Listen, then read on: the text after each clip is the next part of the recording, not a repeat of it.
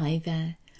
Many of my entrepreneur clients come to me believing that what is going on for them at this moment in time in adulthood has either suddenly come on, or they believe that they have always behaved in a certain way, always been anxious, always had panic attacks, for example.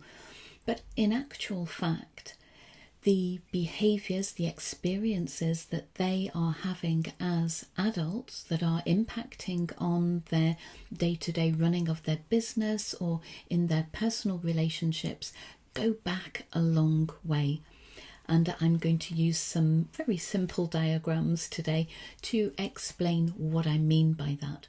If you too would like to understand a little more about how what happened in your past is influencing how you are behaving, what the way you are doing things in adulthood, in your business, in your personal life, then watch on and I'm going to explain how that happens.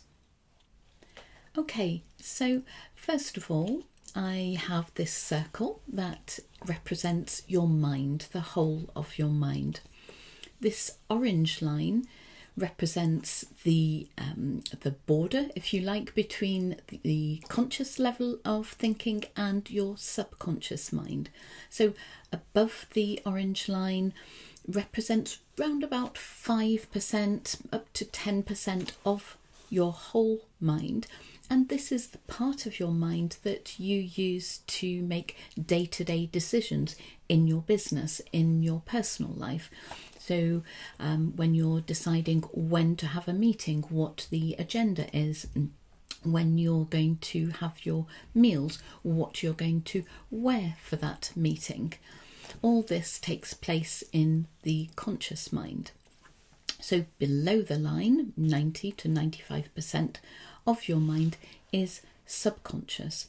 And this is where every thought, feeling, sound, smell, sight, every experience that you have ever had in your life is stored within the subconscious. Within that subconscious part, there is a deep subconscious represented below the thick blue line. And this is the part of our mind where we stuff down things that we are not able to deal with at the time, things that we find overwhelming, serious adversity, trauma. All this is usually stuffed down because we don't have the wisdom, we are not equipped to deal with it. So the thing is, it doesn't stay there, as I'm going to show you in the next diagram. So over time, and sometimes it is just a question of time, sometimes there are specific triggers that take place that disturb this deep subconscious and begin allowing those deep subconscious thoughts, fears, responses to begin making their way up into the rest of our subconscious mind. I quite often compare this to toxic waste at the bottom of a lake or a river that will not stay in that position forever. Sometimes it is just a question of time before the waste begins to move upwards. Sometimes it may be disturbed by something, and in the same way, those deep subconscious experiences may be re-triggered in some way by a certain place, a certain smell, a certain type of person. There are many, many ways in which this can become disturbed and it starts to move further into our subconscious towards our conscious mind, but we are usually still unaware of it. It may begin to slowly and gradually impact on some of our thoughts, some of our feelings, but it's still happening below the radar.